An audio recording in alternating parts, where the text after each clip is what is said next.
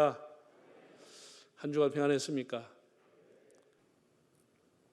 오늘 여러분 성경을 보시면은 등불에 대한 얘기가 나와요. 다윗이라고 하는 사람이 얼마나 귀한 사람이고 얼마나 소중하고 하나님이 얼마나 아끼는 사람인지를 보게 되는 거예요.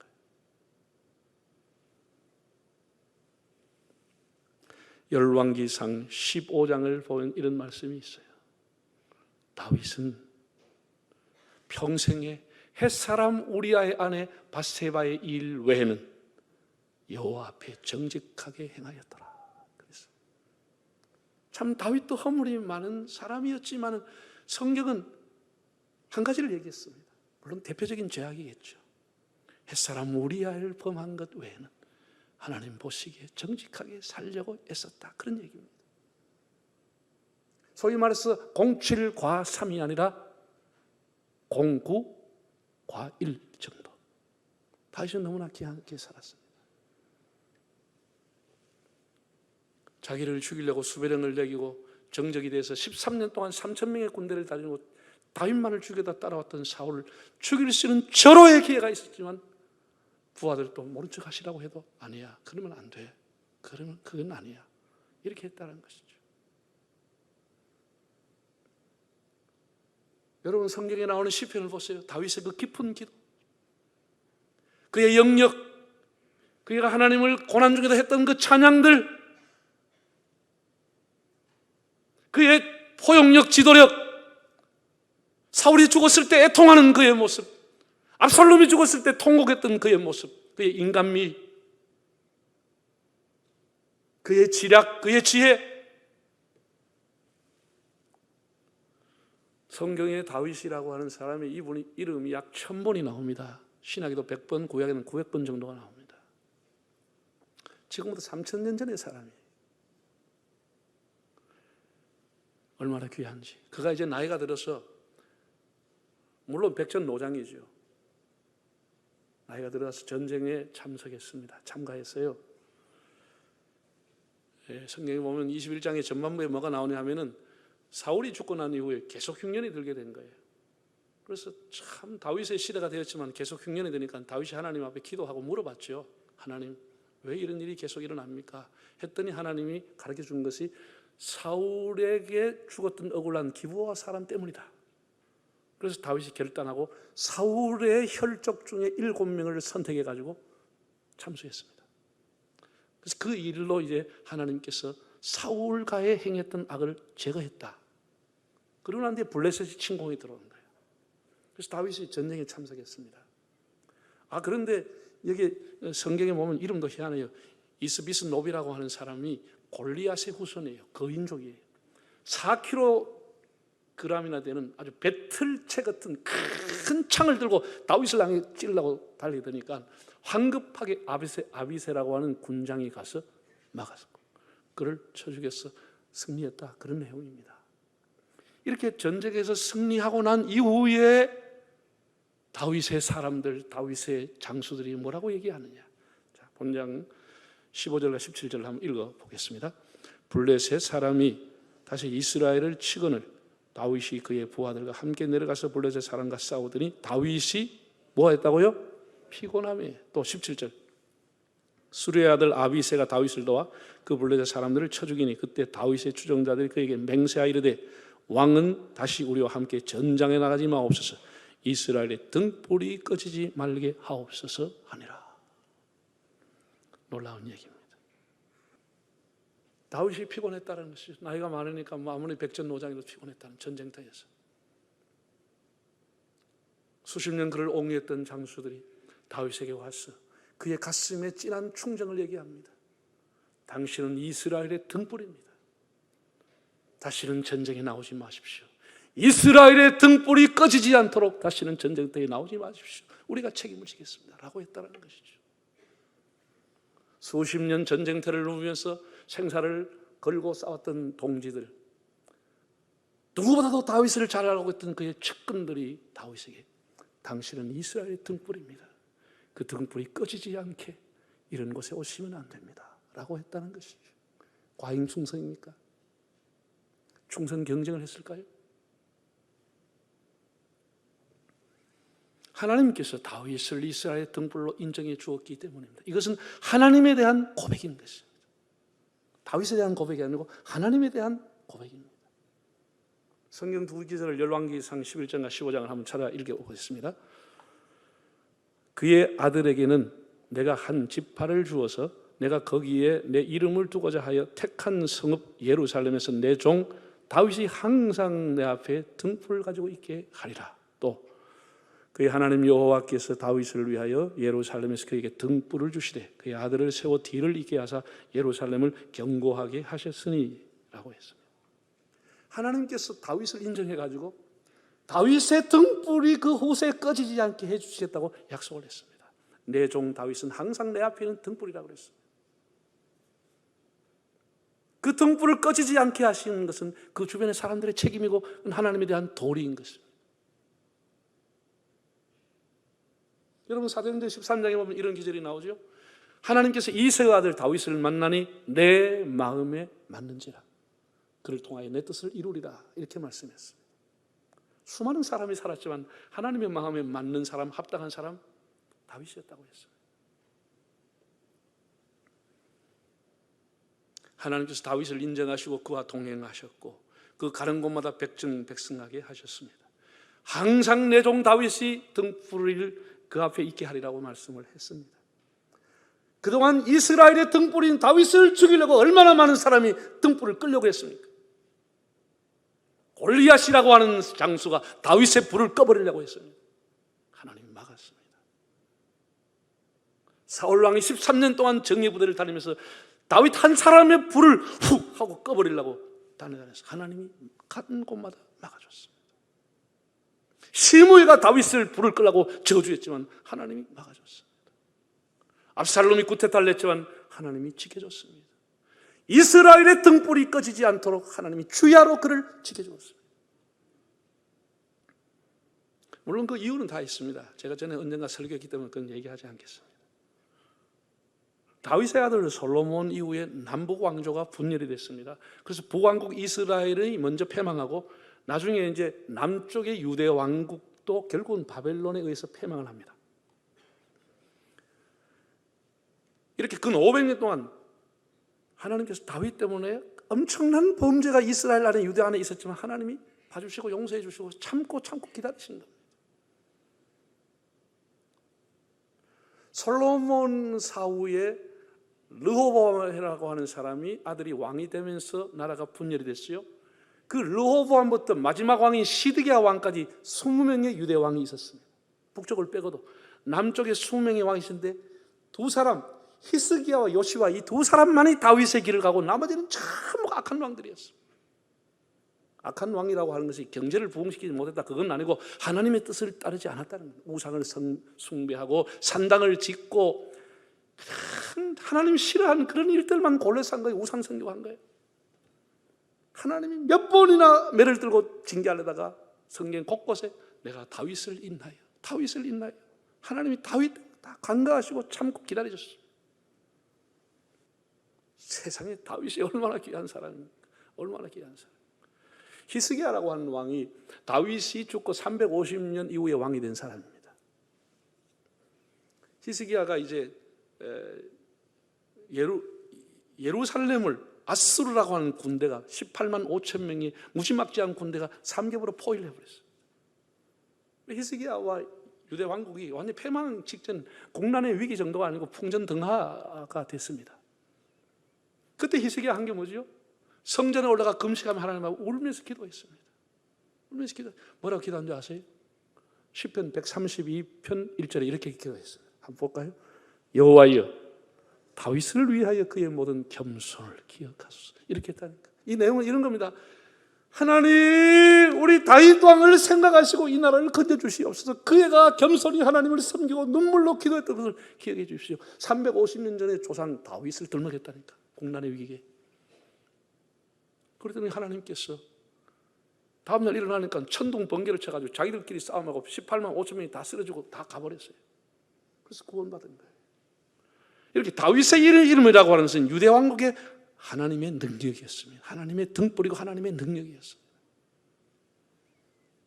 솔로몬이 하나님 앞에 번제했을 때도 솔로몬이 처음엔 잘 나갔지만 나중에 막 우상 섬기고 이방 여자들 데려오고 난리 안 났습니까? 열왕기상 11장에 보면 하나님이 내가 너 대에 멸하고 싶지만 다윗을 인하여 너 대에서는 멸하지 아니하리라. 하나님 그렇게 말씀했습니다. 솔로몬한테도 섭섭하지만은 다윗 때문에 내가 넘어가겠다 이런 얘기를 한 거예요. 얼마나 다윗이 대단한 사람입니까, 여러분? 바벨론 페르시아 포로 생활, 바벨론 유수 70년이 지나고 난 이후에 그들이 다시 예루살렘으로 귀환했습니다. 그 귀환했던 사람들, 에스라, 느헤미야, 이런 스룹바벨, 이런 사람의 지도자들이 다시 예루살렘의 나라를 재건하고 성전을 세우면서 그들이 걸었던 국가적인 모토, 국가 정책의 방향이 뭐냐? 다윗의 시대를 재현하는 것입니다. 다윗의 영광을 재현하는 것이 그들의 비전이었습니다. 얼마나 대단합니까? 나라를 재건하면서 다윗의 시대를 꿈꿨다니까요. 그만큼 다윗이 귀한 사람입니다. 여러분, 우리 근현세사를 보면은 이스라엘 민족만큼 그렇게 민족적으로 핍박을 받고 세계로부터 미움을 받은 민족이 없습니다. 히틀러는 600만을 죽였잖아요, 유대인만.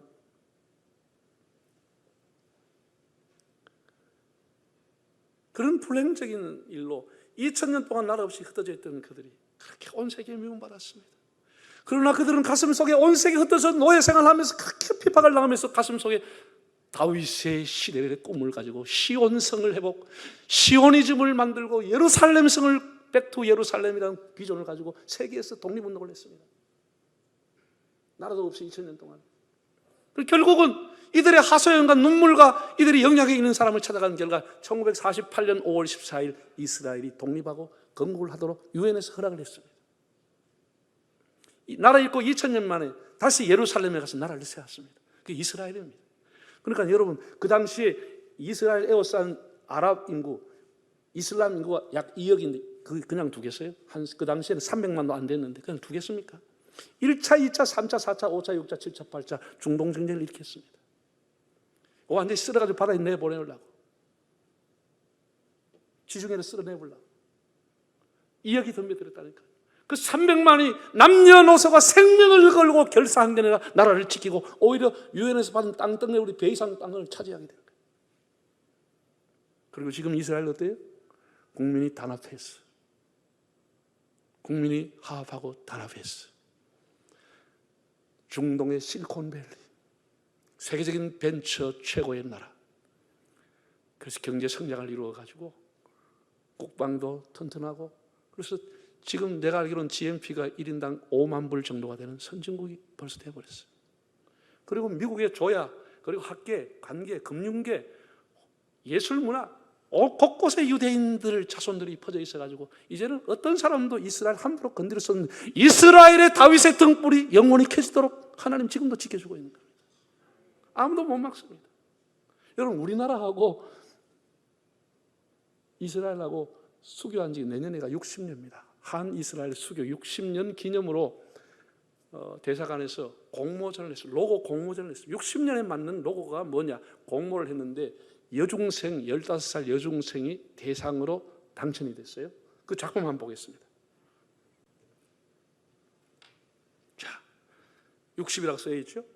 그 안에 육지 안에는 우리나라의 국기가 들어있습니다. 동그라미 안에는 뭐가 있어요? 요 별이 다윗의 별입니다. 2000년 동안 나라를 잃었던 이스라엘이 다시 예루살렘의 국기를 꼽을 때 그 국기를 뭐로 만들었냐? 다윗의 별을 중간에 새겨 넣었습니다. 이 정육각형 다윗의 별이라고 합니다. 다윗이 들고 있었던 손방패에 이런 기호가 있었다는 것이죠. 마겐 다윗, 히브리어로 마겐 다윗, 다윗의 별이라 이렇게 부릅니다. 다윗이 사용했던 손방패, 방패에 요 별이 있다. 이것이 다윗의 별이라고 불러지고 그것을 국기에 새겨놓았고, 지금도 그들은 이스라엘의 꿈이 뭐냐? 다윗의 시대를 꿈꾸는 것입니다.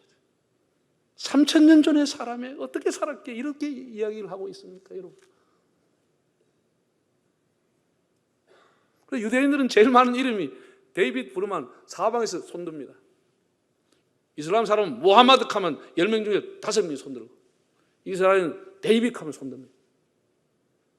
다시 다윗의 시대를 꿈꾸자는 것이죠. 아브라함의 후손으로서 3000년 동안 하나님이 용서하시고 봐주셨던 다윗의 시대를 꿈꾸자는 것이죠. 여러분, 다윗의 등불은 영원히 꺼지지 않아요. 왜? 다윗의 후손으로 누가 오셨어요? 예수 그리스도가 오신 것입니다. 예수 그리스도의 등불이 꺼지겠습니까? 꺼지지 않습니다. 히브리서 13장에 예수 그리스도는 어제나 오늘나 영원토록 동일하시다고 그랬습니다. 예수 그리스도의 등불 다윗을 이어서 꺼지지 않아요. 잘 들으세요, 여러분. 구약에 나오던 이스라엘 백성들이 그 추한 범죄와 우상 숭배도 하나님 다윗 한 사람 보고 용서해 줬습니다. 다시 나라를 세우겠습니다. 다윗의 별을 또 새기겠습니다. 유대인들이 그렇게 가스실로 신뢰가 죽어가면서도 그들의 마지막 목걸이를 걸었던 것, 다윗의 별을 목걸이로 하고 죽었습니다.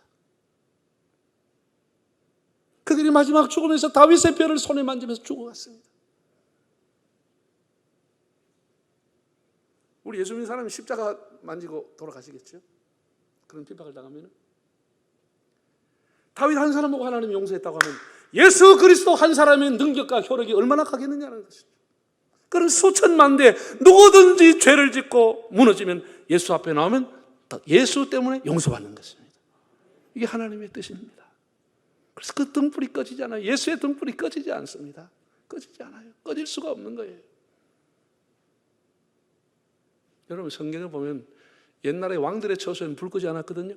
성경에도 동일한 그런 성경에서 나온 사상이지요.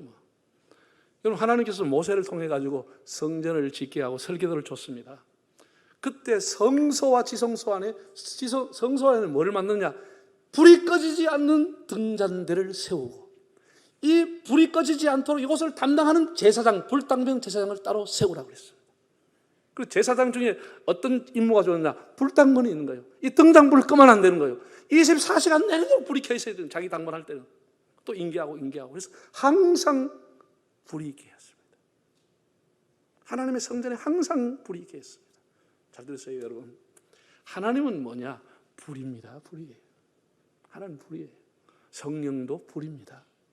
예수님이 뭐라고 그랬어요? 내가 세상에 불을 던지러 왔다고 그랬습니다. 이 불이라고 하는 것은 불보다 역동성이 있는 게 없다고 저는 생각합니다. 불은 불을 탐으로써 그 존재를 보여주는데 불이 꺼지면 죽는 거죠. 불이라는 게 없는 거예요. 불이 불을 탐으로써 자기 존재를 드러내는 거예요. 여러분, 오늘 여러분 예배 다 나오셨습니다. 우리 육체에 뭐가 있어요? 불이 있기 때문에 온 거예요. 이 불이 꺼지면 그냥 땅속에 들어가는 거예요. 우리의 가슴에 불이 있기 때문에, 우리 육체에도 불이 있기 때문에 살아있는 거예요. 자동차 불이 없으면 자동차 올 수도 없어요. 산업, 기계, 모든 게 불이 있기 때문에 돌아가는 거예요. 부산이라는 도시가 불이 없으면 이건 어둠의 도시가 되고 마는 거예요. 불이 있어 이 도시를 환하게 비추는 거예요. 불이 모든 것의 역동성을 가지고 이 동력을 가지고 움직이는 거예요. 불이 꺼지면 죽는 거예요, 여러분. 그럼 하나님은 불이세요. 뭐라 그러냐? 성경에 보면 여호와는 소멸하는 불이시라. 우리 죄악을 태워주신 불이라고 그랬어요. 엘리야가 하나님 앞에 갈멜산에서 기도하면서 뭘 기다렸죠? 여호와여, 불로 응답하여 주옵소서. 하나님 앞에 불을 달라고 그랬어요. 하나님은 우리를 어떤 눈으로 살펴보신다고요? 불꽃 같은 눈으로 살펴보신다고 했어요. 성령도 불이십니다. 그럼 교회는 뭐하냐? 교회가 불이 있어야 되는 거예요. 교회가 불이 없으면 교회로서 역할이 끝나는 거예요. 교회는 기도의 불이, 성령의 불이, 은혜의 불이, 예배의 불이, 선거의 불이 타올라야 교회가 되는 거죠. 그 불 꺼지면 이미 교회가 아니고 촛대를 옮겨버리는 것이죠. 꺼진 불 하나님 촛대를 옮겨버린다고 했어요. 우리 개인도 마찬가지. 우리 가슴에 하나님을 향한 불이 없으면 우리 영적으로 죽어버리는 것이에요. 영적으로 죽은 사람이 되는 거예요. 여러분, 우리나라가 3.1 운동할 때 1919년에는 102년 전에 남북 인구가 합체가 1600만이었습니다. 그때 기독교 인구가 전체 인구의 1.3%, 약 20만 정도였습니다. 그런데 우리가 독립선언서 앞장섰죠. 독립운동 앞장섰죠. 독립하고 해방하고 난 이후에 나라를 재건하는데 기독교인들이 앞장섰습니다. 그때는 교회와 크리스찬이 민족의 등대였습니다. 민족의 등불이었습니다.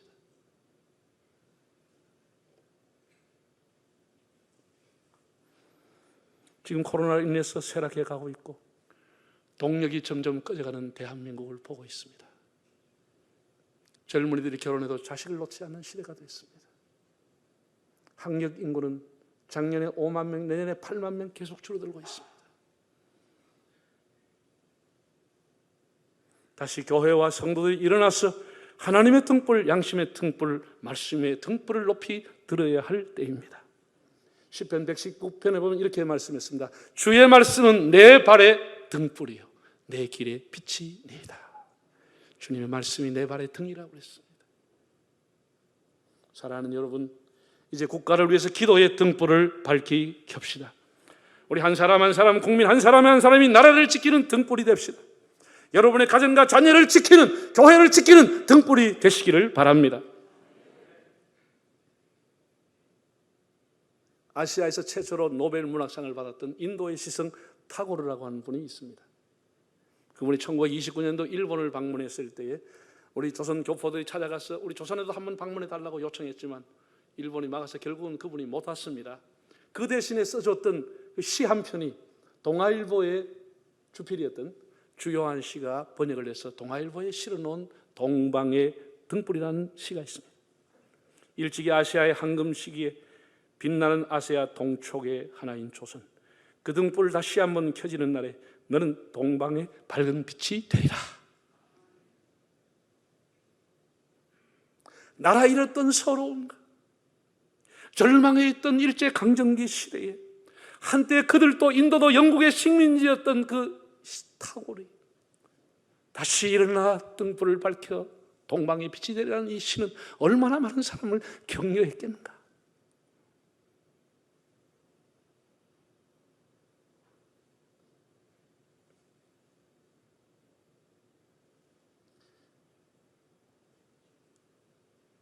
잠언 24장 20절을 한번 보겠습니다.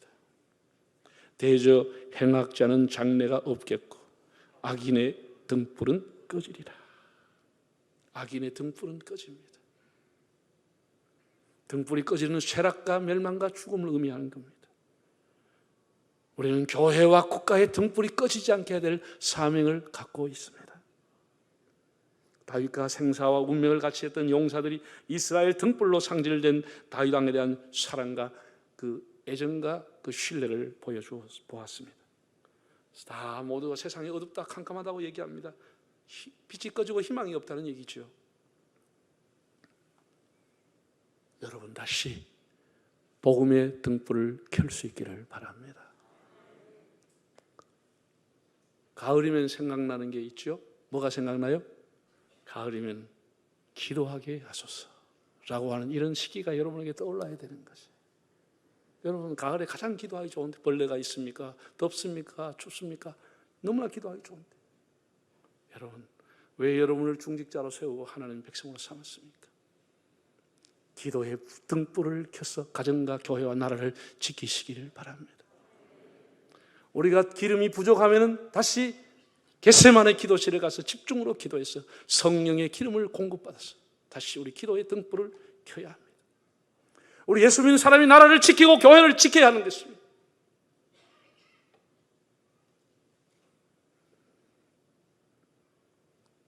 코로나로 어려워지고 문 닫은 자영업자들, 소상공인, 기업들, 연구실, 공업단지, 산업단지마다 다시 동력의 불을 켤 수 있도록 우리가 기도로서 응원하며 하나님 앞에 기도하는 성도들 되기를 바랍니다. 다윗의 등불, 예수 그리스도의 등불로 이어지면서 그 십자가의 등불은 영원히 꺼지지 않습니다. 여러분이 세상에 어디 가서 뭘 하고 살든지 빛과 소금의 정체성을 가지고 좀 힘들지만 주님의 가신 길을 생각하면서 주님의 도를 걸어가는 하나님의 사람들, 그리고 여러분 가정 대대로 신앙의 등불이 꺼지지 않은 복된 가정 되시기를 바랍니다.